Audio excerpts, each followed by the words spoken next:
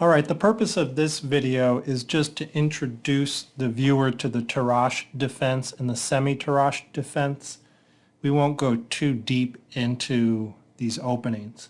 So these are responses to the Queen's Gambit, and the Tarrasch defense is d4, d5, c4, e6, Queen's Gambit declined, knight c3, and c5. So once we get to this position, this is called the Tarrasch defense, and black plays c5 immediately. In many Queen's Gambit declined positions, black strives to play c5 at the right time to get counterplay.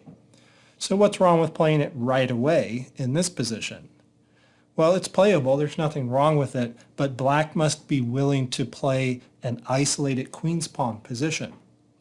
The main line continues c takes d5, e takes d5, and white exchanged in order to saddle black with this isolated queen's pawn. He reasons the d4 and c5 pawns will eventually get traded. Then knight f3, knight c6, g3. Now the purpose of that move is to fianchetto the bishop to put pressure on that isolated d-pawn that is soon coming. Knight f6, and this is a very common position in the Tarrasch defense. All four knights are developed to their natural squares. The d and c pawns here are about to be traded. Black is about to be saddled with that isolated pawn, and white is ready to fianchetto to hit it. Okay, bishop to g2, bishop e7, nice developing move, getting ready to castle. Both players castle kingside, bishop to g5, and then c takes d4, and knight takes d4. So that's the main line of the Tarrasch defense. We'll stop here. We'll just mention that the position is approximately equal. Might be a little bit harder for black to play because he does have to defend that weak d5 pawn. But black has good piece play, good development in this opening. So what's the Semi-Tarrasch defense? Well, let's have a look. So you can enter the Semi-Tarrasch with a lot of different move orders. For example, d4, d5, c4, e6, the Queen's Gambit declined again, knight c3, knight f6, and now knight f3, c5.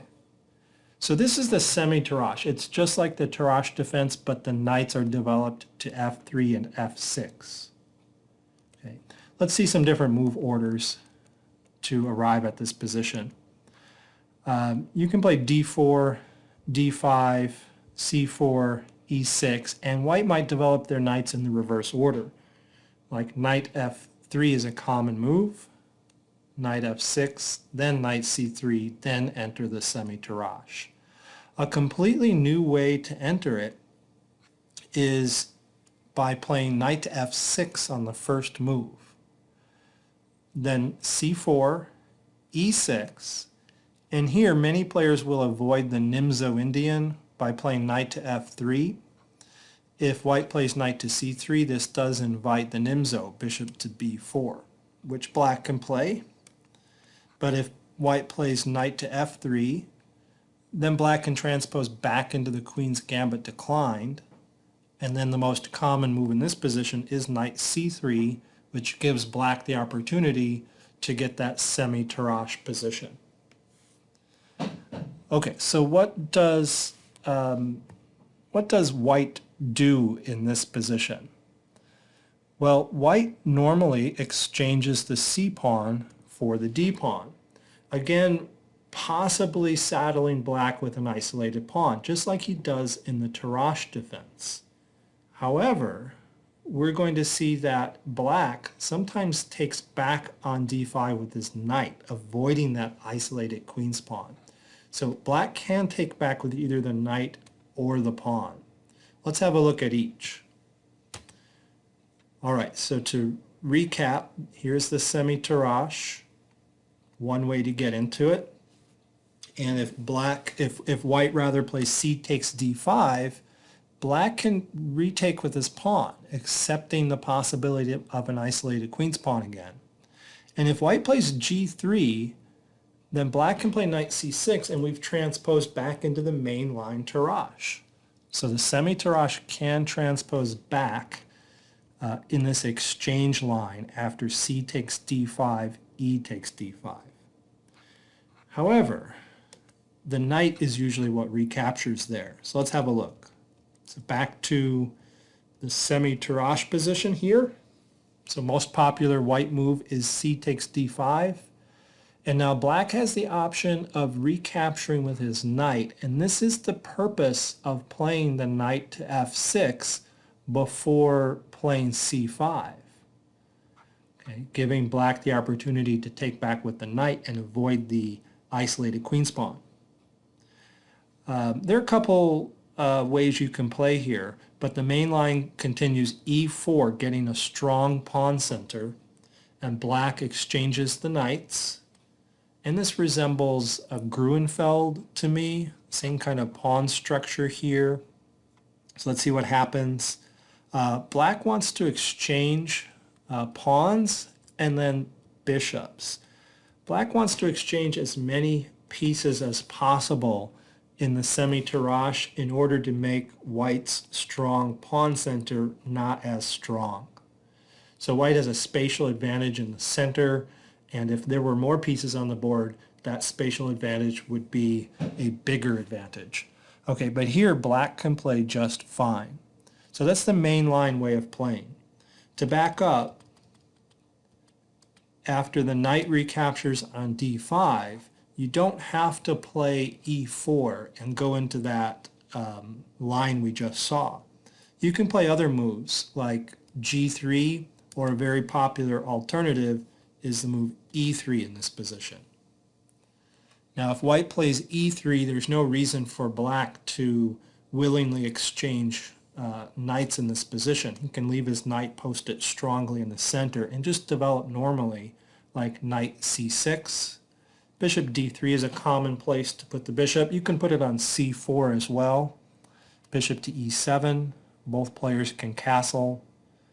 a3 is a useful move to keep a knight off of b4 from harassing the bishop on d3. So we're following the main line. C takes d4, e takes d4, and now notice in this way of playing, white is the one who accepts the IQP, isolated queen's pawn. Okay, bishop f6 attacks that d4 pawn. Bishop to e4 protects it with the queen and puts pressure on the d5 knight. So that's another way to play where white does not occupy the center immediately and allows black to give white that IQP. Okay, there is another way to get to the semi-Tarrasch. I want to mention the connection between the standard Queen's Gambit declined exchange variation and the semi-Tarrasch. So the exchange variation is d4, d5, c4, e6, knight c3, knight f6, and this is where white typically exchanges pawns to get into this exchange variation. Sometimes that exchange is delayed, but this is the most normal way it's played. Now most players recapture with the pawn and are happy to open up this diagonal for their bad bishop on c8. But black does have another option here. Black can recapture with the knight. Very similar to the semi-Tarrasch, but the knight hasn't been posted on f3 yet. The pawn hasn't gone to c5 yet. So what happens here? Well, white can play e4, and then black can exchange knights. And it's very similar to the semi-Tarrasch, and we will transpose into it normally after c5, knight f3.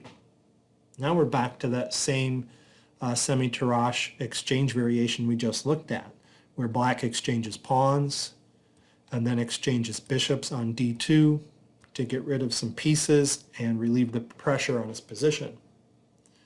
Okay, but backing up after black takes back with the knight in the exchange variation, white doesn't have to play e4. Another option is to play knight to f3. But then black can still play c5 like in the Semi-Tarrasch, and then white can play e4. So it's another way to transpose into that same position. Okay, so I hope you know what these two openings are. If not all of the plans in the middle game, we may take a look at some master games in these lines in future videos. Thanks for watching this one.